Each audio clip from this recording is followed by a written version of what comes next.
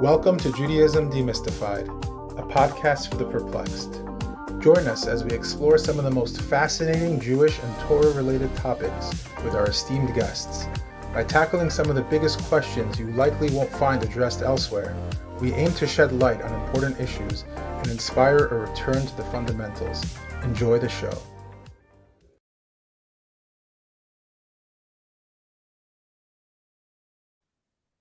Thank you for joining the Judaism Demystified podcast. We are joined by Yael Leibowitz with your amazing book over here, Ezra-Nehemiah, Retrograde Revolution. We recommend it to everybody. It's phenomenal, and we're very excited to discuss it. But before we begin, could you tell our audience a little bit about yourself and your background? Sure. First of all, thank you so much for having me and for that great plug. So I taught I grew up on Long Island, like you guys, and I taught for a bunch of years at Ramaz High School, and then at Stern College. I was teaching advanced Bible courses, and then my family, we moved to Israel in 2014. So I've been teaching since then at Matan. Now I'm teaching at Lindenbaum as well. And in 2022, actually, Matan, which is a learning program for women, it's an advanced learning program for women, sort of had this idea that, women's learning has sort of reached a certain point within the Orthodox world, and it's time really to get women's books on the bookshelves. And so they have this amazing program called the Kitzbuni program, where they enable women who have been learning or teaching for, X number of years to sort of write that book and publish it and get it out there. So the Ezra-Nehemiah is sort of the result of that amazing initiative, really. And, I'm sure we'll talk about this as the podcast goes on, but Ezra-Nehemiah, I think, is one of the most relevant books for our times, very much understudied for lots of reasons that we'll discuss. So I did my best to sort of make it accessible to people, because I just think it's such an important work to sort of be looking at now. Amazing. So, just to start it off, we want to know why you chose this theme, Retrograde Revolution, and what does it capture about the story and message of Ezra-Nehemiah? Yeah, so it sort of has it's a double entendre on some level. So, retrograde obviously means to move backward, and revolution has the implication, hopefully, if it's done right, is of moving forward. And so that was sort of the starting point for the discussion, is sort of the idea that within Jewish history, there's never, it's never sort of this beginning, a clean slate beginning and moving forward without any memory of the past. That Judaism and Jewish history ultimately is sort of about being able to do both simultaneously, to look back and understand, which pieces of our history worked, which pieces did not work. And then when we're trying to create something new, to sort of sift through those things. Which pieces do we want to take with us that are going to, get us to the next phase that we want to reach, and which pieces do we really need to let go of? So Ezra-Nehemiah is talking about the period of return, when the Jewish people returned after the Babylonian exile, beginning in 539 BCE, and that ability to sort of, look at the past honestly, which is not, I think it's something we don't always do. We sometimes like to glorify the past or create this illusion that the past was amazing, and if only we could get back there. And Ezra-Nehemiah, of all the books in Tanakh, I think is the most, I don't want to say the most, but I would say is very, very honest about the fact that the past was not perfect, right? As evidenced by the fact that we were exiled to Babylon. And so I think that's really what the author of Ezra-Nehemiah is trying to do, is try to sort of weave through those different historical contingencies. And, and the second is just sort of a metaphor drawn from astronomy. I grew up in a house where my father always had his telescope out and was always showing us all the different, clusters and constellations. And so the term retrograde revolution actually talks about this phenomenon that astronomers talk about, where, all the different planets move around the sun in the same direction, but the ones that are closer to the sun move quicker than the ones further away, naturally, right? Because they're sort of closer in. And so what happens is there's this sense that if you're closer to the sun and you're seeing the planets further apart that are still moving in the same direction, it almost has the illusion of moving backwards, depending on where you're situated, depending on where you're oriented. And so I just thought that was just sort of a great metaphor for, again, for Jewish history, right? We sort of see things as either progressing too quickly or too slowly. And what I think is most important is always to just stay cognizant of what's our orientation, right? In which direction are we moving ultimately? And is that speed, in fact, actual speed, or sort of, I guess you'd call it, virtual speed? And that's something that I think is really, really important to take into consideration when we're talking about change, when we're talking about forward movement. It's just something I think to be super self-aware about. Really cool. Really cool. Thanks.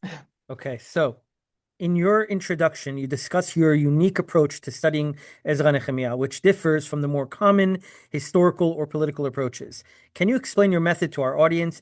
Additionally, how does this approach reflect your broader understanding of Tanakh and the relationship between history and the biblical text?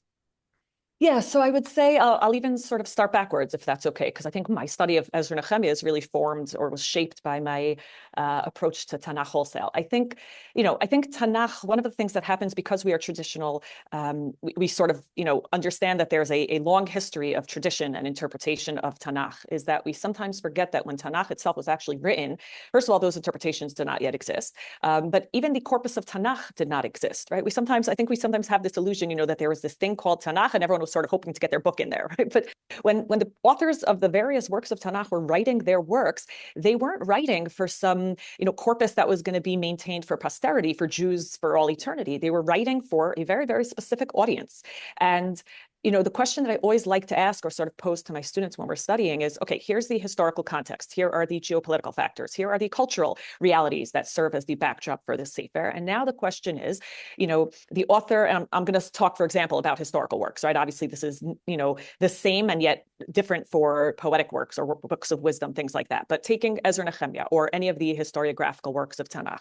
So what the author essentially is doing is utilizing the history through which he or she is living as a medium to answer the questions that I think his or her audience was grappling with, was wrestling with. And that's essentially what history always is. History writing, we sort of have this, again, this illusion that history writing is objective and it's just facts, but history writing is never just facts. History writing is always, analyzing and interpreting what happened in the past or what's happening in the future, primarily based on where you want people to go, where you want society to sort of work towards. And so, I think that's really, when I read Tanakh, the sort of lens that I'm always looking through is what questions were the original audience of this sefer grappling with? What were some of the issues that the Jewish communities in these various times and places were struggling with, were looking for answers? And how does this specific sefer, through the way that it teaches, through the way that it speaks, through the way that it shapes history, how are those questions answered? And if we look at Ezra-Nehemiah versus other contemporaneous works, there are so many, contrasts in terms of how they answer very, very similar questions. I'll give you one really quick example. Just, we talk about Ezra-Nehemiah. There are other contemporaneous works. I'll give you one quick example. When just, to back up and give history. So the Jews were exiled in, as you know, right? We came into the land. I'll give sort of this overview very quickly. About 1200, we came into the land. And then there was the United Kingdom. In approximately 722, the 10 northern tribes were exiled by the Neo-Assyrians, lost really essentially to the vicissitudes of history until potentially today. And then the southern tribes, the tribes of Judah and Benjamin, were exiled in 586. Initially in a couple of years earlier was the first wave. And then in 586, the temple was destroyed. The majority of the Jews, there was some left inside, but majority of the Jews were exiled to Babylon. And then 70 years later, the Achaemenid kings, the first of which being Cyrus the Great, Cyrus the First, captured the Neo-Babylonian Empire, took over, and essentially started what we call, what we refer to in Megillat Esther as Parasu Madai. It's the Persian Empire. And one of the first things that Cyrus did when he ascended to the throne was he put out this Cyrus Decree, which is the sort of football-sized little, you can actually see it in the British Museum. It's amazing. It's still there today. It was not specific to the Jewish people. It was to all the ethnic minorities that the Babylonians had exiled. And he said, you have my full grant, my full permission, and my financial backing in some cases, as was the case with us, to go back to the land, to rebuild your temples to your native gods, and assuming that you remain loyal to the Persian Empire and pay your taxes and don't defy any of Persian laws, et cetera, you have religious freedom really to worship your gods, which was unprecedented in many ways in the ancient world. And for many, many reasons, the Persian Empire was really, Cyrus the Great Kishmokain, who we say, right? Like he deserved that title. But going back to what I was saying in terms of different voices. So, the prophets prior to the return to the land, one of the things that the prophets did prior to the exile, during, and, in the lead up to the return to the land was they wanted to give the people hope, and they wanted to give people an understanding that the exile was not permanent and that they were going to return and that things were going to get better. What we call the Nevuot Nechama, essentially, right? The prophecies of comfort. And it worked, and they sort of helped Israel in the exile understand what it means to worship God outside of the land. All these things that for us as Jews, the second time around in exile was sort of a given. But for the Jews who left to exile the first time around, who had never been in exile from the days of Joshua, from the days they got into the land, had to sort of wrap their heads around what does it mean to be an Israelite or a Jewish person outside of my land if God is not immanent in the temple, if I can't just worship God there, et cetera, et cetera. What does it mean that the Jews have been scattered to all these different lands? And so one of the things that the prophets did is they articulated almost this sort of, way of wrapping your head around the concept of exile in a way that enabled them to survive that moment in history and also go back to the land and anticipate a final return. So I'm mentioning this because, those prophecies were incredible and they talked about a lot of things. Jeremiah in chapter 29 in Yirmiyahu, so he talks about how the Jews should plant vineyards and have children and, sort of live in this sort of, nice relationship with their host country and recognize that God can answer them from wherever they are, which sort of tapped into the theological questions that were being raised.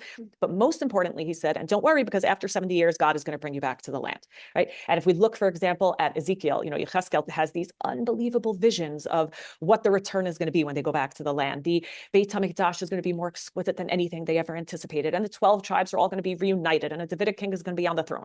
And all of these, among many other promises that were made. And then when the Jews do actually get back to the land in 539, which is where, sort of going back to your question, things were very much not like the prophets had sort of talked about. The reality fell very, very short of those utopian visions, right? So when I was talking about contemporaneous voices and how we look at each sefer almost in context and ask what the author is answering. So for example, the Nevi'im, that were writing or speaking, really prophesizing in the early days of their return, were talking about this idea about how the Jews who came back thought that the exile actually hadn't ended. They quote the voices of the day, eight loba, right? The time just hasn't come yet.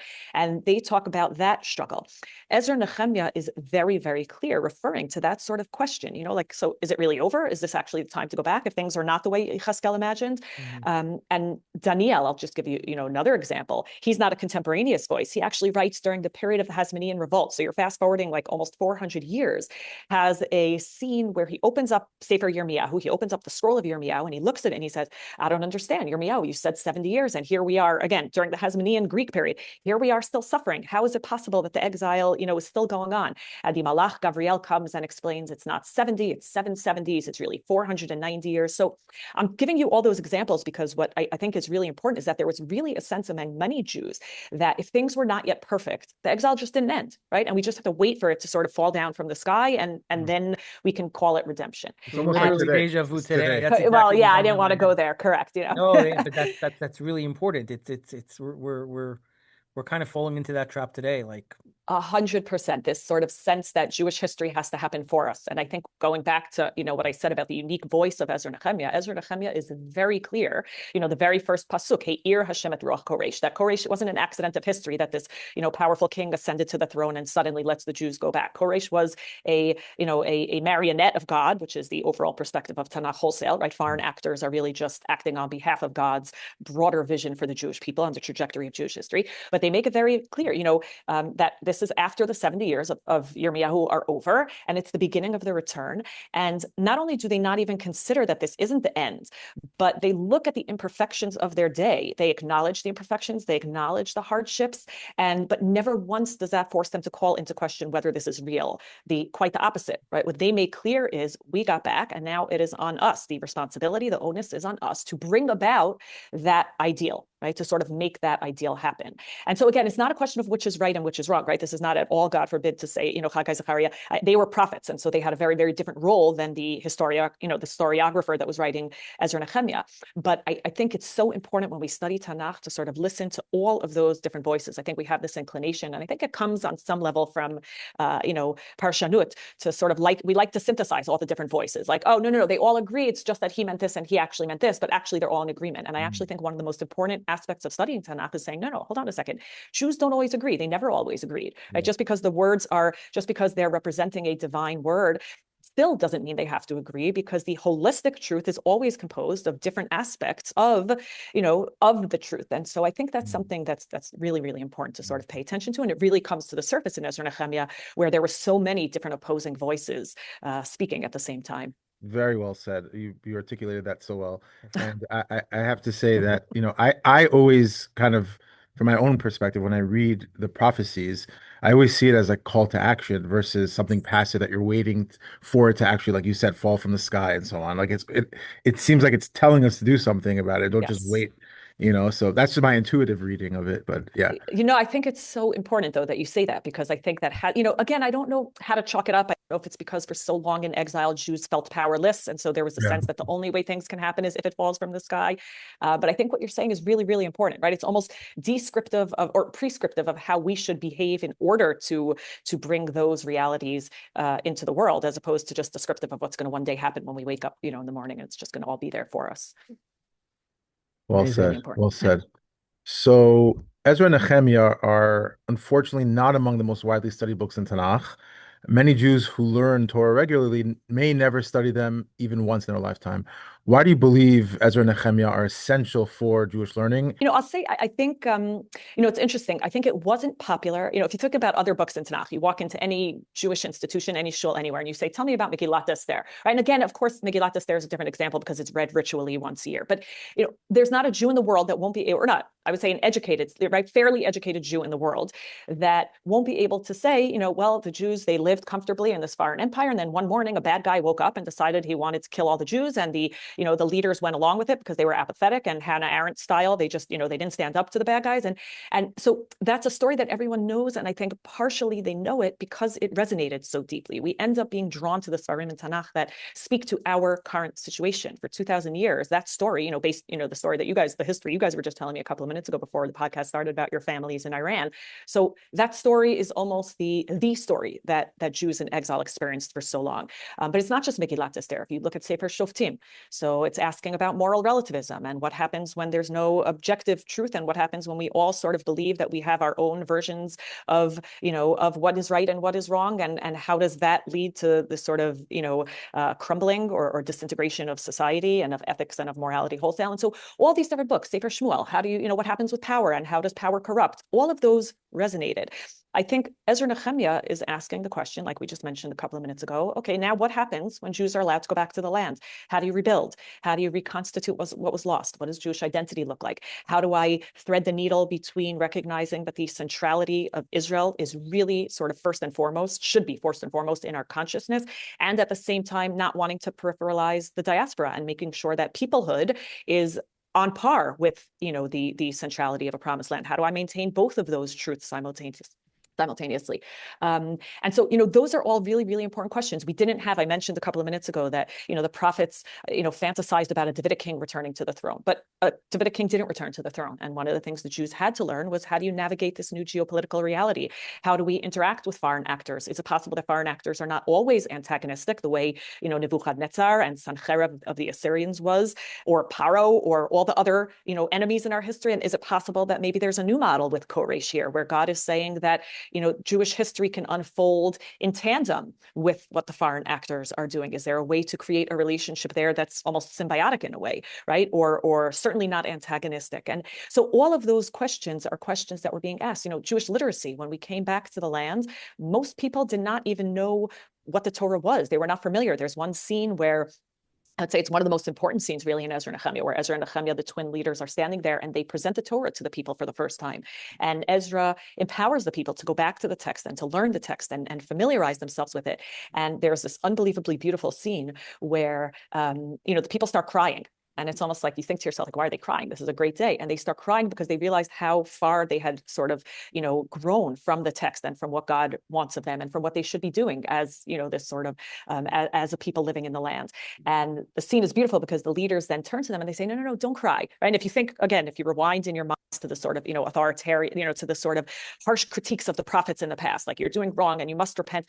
And here the leaders turn to them and they say, no, don't be sad, right? And they say, give out candies, give out candies and turn to your neighbors and celebrate, because today they say, right? Which again, I'm going to paraphrase really loosely. What they're saying is, this is a day of celebration and of joy because you have the text of the Torah, everything you need in order to rehabilitate yourself as a people. The secret of Jewish literacy is that we can always rehabilitate ourselves as long as we go back to the text, as long as we reconnect with those, that sort of divine imperative that was given to us as a people.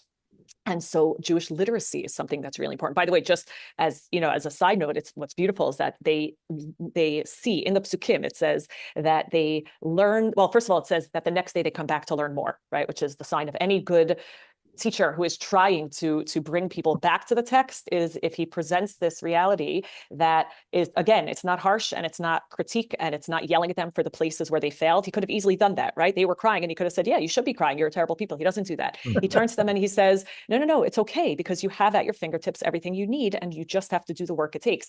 And the greatest sign of his success is that the next day they come back to learn more. But what I mentioned a couple of minutes ago, that there was absolutely no Jewish literacy, a couple of psukim later, it says or a little bit later, it says, and they found in the text that they should be sitting in Sukkot, and they hadn't done that since the days of Yoshua ben Nun, right? Which, if you're reading that, that's crazy. We're talking about the mid, 400s BCE, saying that the Israelites had not built Sukkot and sat in them since the days they got into the land. That's almost this like totally throws, upends our vision or in our imagination what Israel was that whole first temple period. But I think that's really, really important because Jewish literacy is key. So all of the topics that Ezra-Nehemiah deals with, going back to your question, are so relevant today and it's almost like, we're confused. We're sitting here, Jews in the diaspora, Jews in Israel. What's the next step? How do we deal with the enemies? How do we deal with our friends? How do we get Jews back to feeling, that they're part of a cohesive people despite the competing needs and wills of the Jews in Israel and the Jews in diaspora?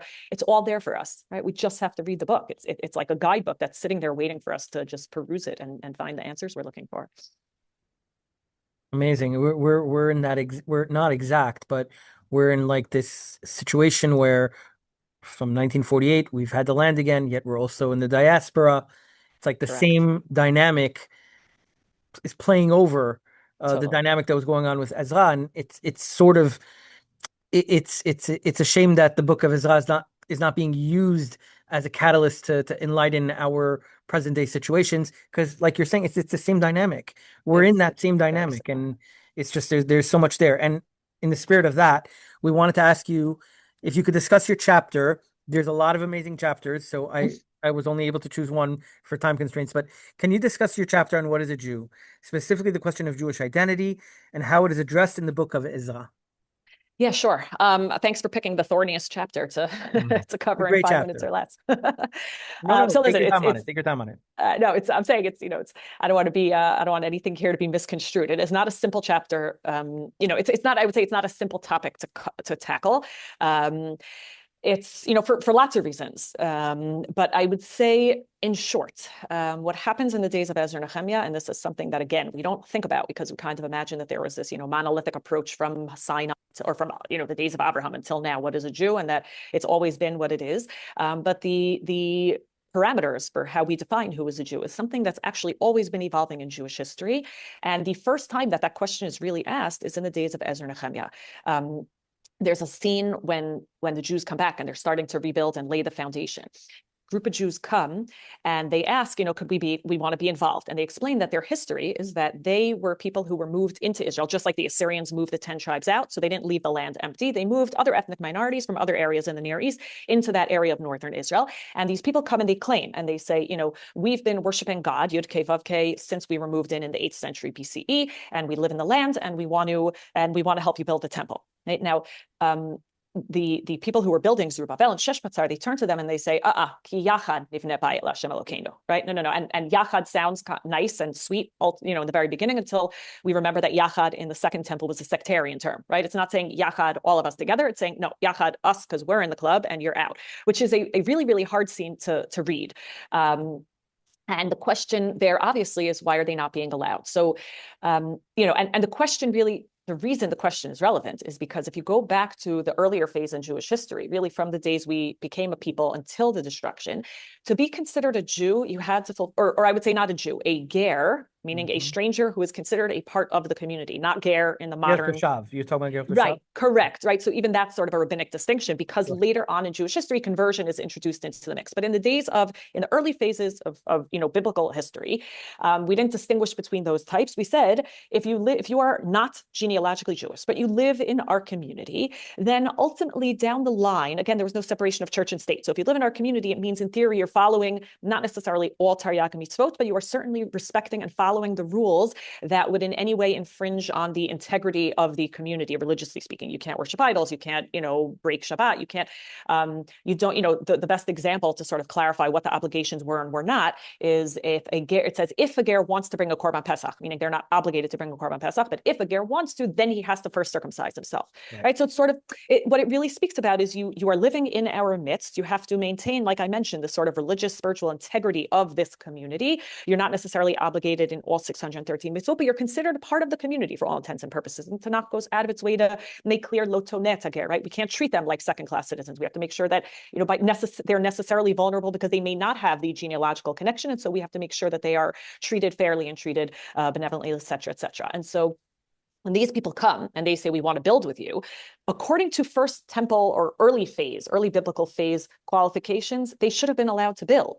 Right? They should have been, the response of Sheshbatzar and Zerubbabel should have been, okay, sure, great, the more the merrier, especially because they were limited in manpower and limited in resources and, for all the obvious reasons. So the question why they didn't let them is a really, really important question. So, there are some that argue based on the story in Sefer Melachim that talks about when these people originally moved in, that they were worshiping idols and they weren't really, exclusively loyal to God. But, I sort of push back at that when people claim that. And I say, well, neither were the Jews, right? Neither was Israel, which is why we were exiled to begin with. And so to say you don't qualify because you were behaving badly in the 6th century BC or the 7th century BC is kind of a double standard. By the time the Jews got back, they wanted to join. They were saying, we are staunch monotheists. We want to build with you. And so it really raises that question, why were they excluded rather than included? And it taps into something which it's interesting. It's not particularly overt in Ezra-Nehemiah, and yet it's threaded through the entire narrative, which is that at this phase in Jewish history, the leaders decided that instead of a Jew being defined geographically by the borders of the land, assuming you're in and you live here, right? Think about Ruth, the quintessential foreigner living in our midst. She said, Amech Ami, your nation is my nation, Elokai, right? Amech Ami, Elokayach Elokai, Basher Telchi Elech, Basher Tamuti Amud, which is in a nutshell, I'm going to live in your land and worship your God. By this phase in the second period, the second temple, the leaders were saying that's no longer enough. Geography can no longer be the defining feature, which seems really exclusivist and obnoxious, and you could say xenophobic and throw in all the other terminology that many scholars actually do, until you actually look at the bigger picture and take a step back. Because in this phase in history, for the very first time, we have diaspora. Yep. Right. So if I say you're a Jew, if you live within the borders of the land, majority of the Jewish people were not in the land. Majority of the Jewish people, everybody outside of the land that's living in Babylonia and everywhere else. Correct. Babylonia, Egypt, correct. So, it seems exclusivist in the micro. If you're only, if you're zooming the camera in on Israel, if you pan out and you say, hold on a second, there's an entirety of a Jewish people. And what the leaders were really concerned with, and again, if you use the 10 tribes as a contrast, 10 tribes were exiled in the 8th century, never to be heard from again. Right. So what the leaders understood is that if they don't actively redefine who is a Jew to include all of the Jews that had gone out to the diaspora, what they risk is either two completely different Jewish people with different qualifying features or losing them altogether. And that was something that the leaders, again, it is not an easy decision. And I'm not saying it was PC in the day. It certainly wasn't. And one of the things that I think is most fascinating about Ezra-Nehemiah is that, it presents this new approach and this sort of, watershed as something that was important to the leaders, and also makes clear that there was a lot of pushback from the people living during that time, that how could you do this, and this is unfair. And so that dialogue that ensues in the Sefer, I think, takes into consideration or acknowledges how difficult that move was, and also from the perspective of the author, how important, from almost, not to sound dramatic, but from an existential perspective, that change was. We were talking before about voices. So one of the much later verses that's attributed to Yeshayahu, but was written really probably in the post-exilic period, where he envisions the famous, song that we sing, V'haviotim el har kadshi, right? V'simachtim b'veit tefilati, where it talks about this, what's going to happen in the future. And what he envisions is that all the people are going to come to the temple, right? It says, Ki beiti beit tefila yikareh lechol ha'amim, right? That the temple is going to be this place where all the nations could come and participate. And so that goes back to the way, bringing it all full circle, the different voices. You have Ezra-Nehemiah saying, absolutely not. The borders need to be hermetically sealed. We are in a time right now where the Jewish people's existence is fragile, where we really need to rehabilitate ourselves, where we need to understand who we are and redefine who a Jew is in order to maintain, again, cohesion and a strong sense of Jewish identity. And then you have the other voices saying, hold on a second, but that's not us, right? We are a universalist people. We are a people that appreciate all humanity and want to give everyone equal opportunity to connect with God. What I think is most fascinating is perhaps not even how the debate ends ends in Ezra-Nehemiah because it kind of leaves us on a cliffhanger. What we hear is the leaders want this, the people were pushing back. What I think is most fascinating is if we fast forward in Jewish history, ultimately down the line, what we have is an understanding that, yes, you need to be genealogically Jewish. That's really important. And at the same time, if there are people who genuinely want to belong to our people and they take it upon themselves and they show that they really buy into this, Jewish project, so to speak. So down the line, what we have is the introduction of the concept of conversion in rabbinic Judaism. To me, that speaks to everything we need to know about Jewish history, right? You have very, very staunch positions on each side having its really important points and its really valid position, and then recognizing that ultimately the resilience of the Jewish people and our ability to maintain that strength and that integrity actually comes from our ability to take into consideration all those different voices and somehow find a way to I don't want to call it compromise, but to find a way to integrate those different voices for the sake of what we're trying to build. So, who is a Jew is one of the really important topics in the period, and it's worth looking at. Beautiful. There's like nothing left to say after she finishes. It's complete. You say everything like it's complete when you talk. That was amazing. That was Thank you so much. very important and fantastic. Yeah. Do you have anything to add? I do not. No Yeah. questions, nothing else. That's also a compliment to when there's no questions. It also means that you've explained yourself so well that there's really nothing left to follow up with. But thank you so much. Amazing. Offhand,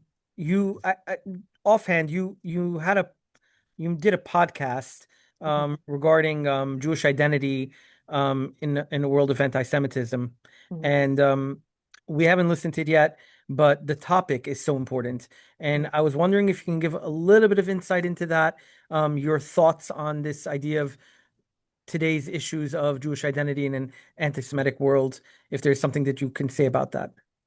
Yeah, so again, anti-Semitism in the modern perspective is not my wheelhouse. Analyzing it historically, that's certainly not my area of expertise. I will say from the perspective of Tanakh, if we're going to sort of just circle back, because sometimes the way Tanakh presents things almost seems overly simplistic and hard to buy into in modern times. But if we look at the fact that we're still here thousands of years later, so then there has to be something to it, right? There has to be some deeper secret that again, if we look at it and it almost appears too simplistic, maybe it is that simple. Tanakh is very clear about, I would say, two things, and this does tie into Ezra-Nehemiah, because exile is a theme that looms so large in Tanakh. Exile is sort of there from the beginning all the way through through today, in modern times in our history. There's this sense that God chose a land and that's where we belong. And I actually mentioned this in one of my early books, right? If you imagine a hypothetical, God could have found when he chooses Abraham, he says, Abraham, I'm choosing you from the land of Ur and I'm asking you to move to the center because this is the chosen land. And we all just take that as a given, that there's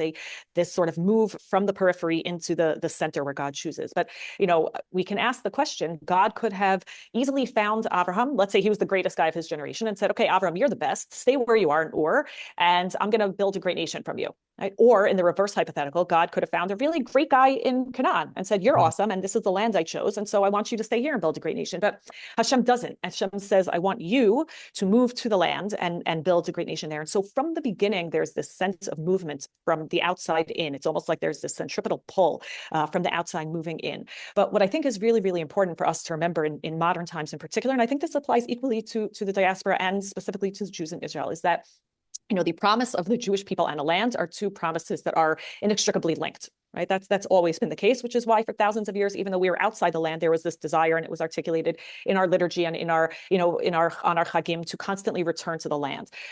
That said, our existence on the land is always utterly contingent on our behavior. Right? We don't come to the land and then own the land. We come to the land and then we earn our right to live in this place that God promised, where he promises to have extra divine protection and where we have access to him, right? However you want to define that.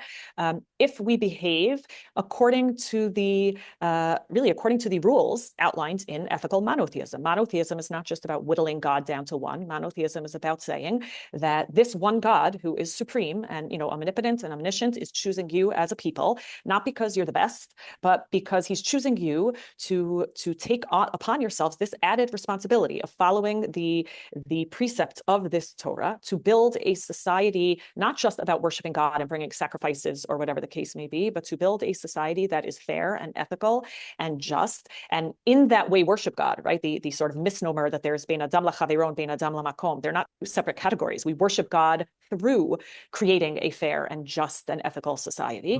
Mm-hmm. And so our ability to exist on that land and to really, I would say, become the fullest version of ourselves as Jewish people is ultimately what the Tanakh and what that covenantal relationship is all about.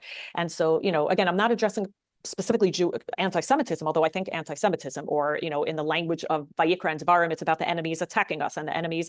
I think all of that boils down to the question, not so much how do we fight anti-Semitism on campus and how do we, sign petitions and make sure that the mayor isn't doing something. I think these are the times in Jewish history, and very important caveat, I'm putting theodicy on the side, right? I am certainly not blaming Jews for the bad things that befall us. Sometimes bad things just happen. But if we do have any agency, and I'm not taking away the political activism and the activism in social media, all of that is important. But if we sort of whittle it down to its most basic components from the perspective of Tanakh, I think Tanakh says this is a moment in history where we look inside, where we reorient ourselves with, who are we as a people and what are we supposed to be doing? And if God did choose us to be, what later Nevi'im call a light unto the nations. So what does that exactly mean to be a light unto the nations? And what does that mean to remain, loyal and authentic to who we are? I always love to quote, someone said this actually after October 7th, my neighbor said this to me, and it totally, he said the turning point in Megillat Esther,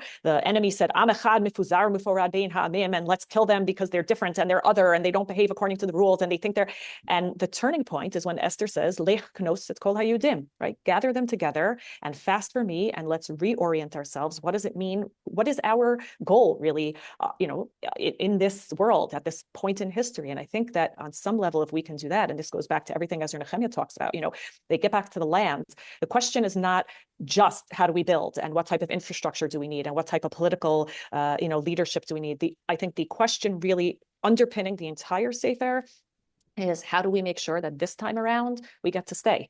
Right? That's really the question. That's the question Jews in Israel should be asking. It's the question Jews in the diaspora should be asking, sort of with an eye towards Israel and also like Ezra-Nehemiah, an eye towards peoplehood. And again, as simple as it sounds, sometimes the simple truths are the most important ones that we have to sort of get back to, peel away all the other layers that sort of drown out those really clear, I think, pieces.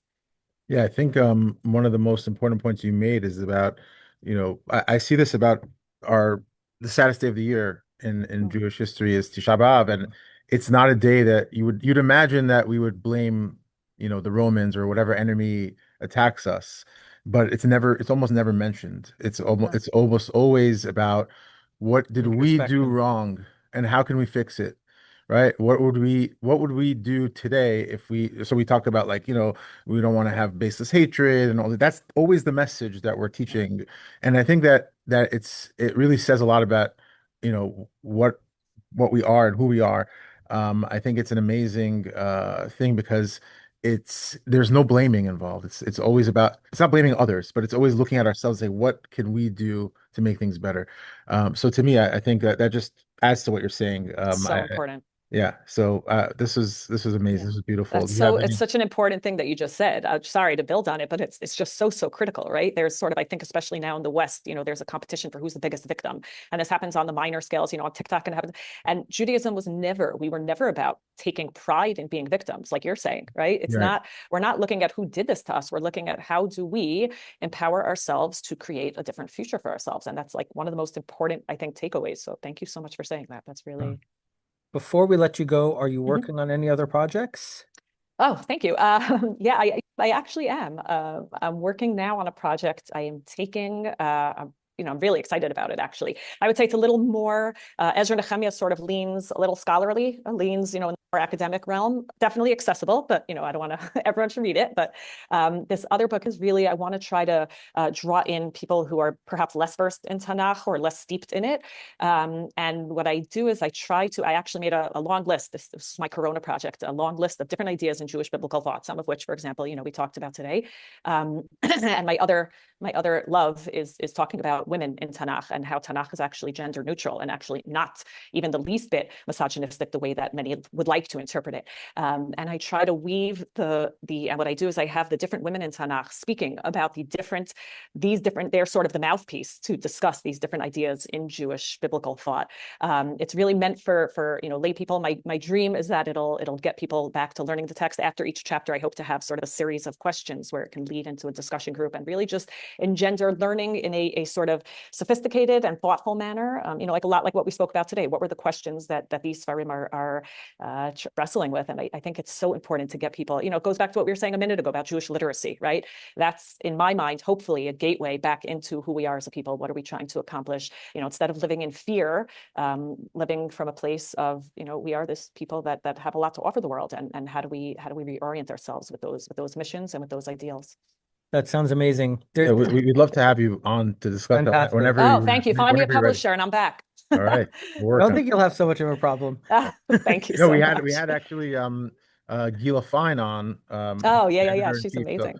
Of Magid, and she has a book called Mad Woman in the Rabbi's Attic. Yeah, of course. And basically, they're doing the same thing that you're trying to do, but you're doing it with Tanakh, and she's doing it with She did it with, Right, with Midrash. and it was just, Agadah, with Agadah, and it's just it's so important. It's so important. We need more of this, Yes. and there's been an incredible explosion of women voices right now. You have with yours, with Gila Fine, Erica Brown, Yael Ziegler. There's so many, Malka Simkovich, Yes. so many, and we hope that you can develop the next generation of incredible women to come and bring their voices and perspectives into Tanakh, which is incredibly needed. Thank you. Well, thank you guys for giving us a platform. That's really important. Absolutely. Always, Thank you so much. We really appreciate it. Thank you. Thank you for coming. Yael Leibowitz again, Ezra-Nehemiah, Retrograde Revolution. Oops, sorry about that. Uh-oh. What do we do? Oh no, was that coffee? I knocked off the computer. One Sorry. second. I apologize. Sorry about that. Retrograde Revolution. Please come. Please buy the book. And we wish you much success in all your future endeavors. Hope to have you on again. And we appreciate it. And Shavuot Tov. Thank you so much to you guys too. Thank you.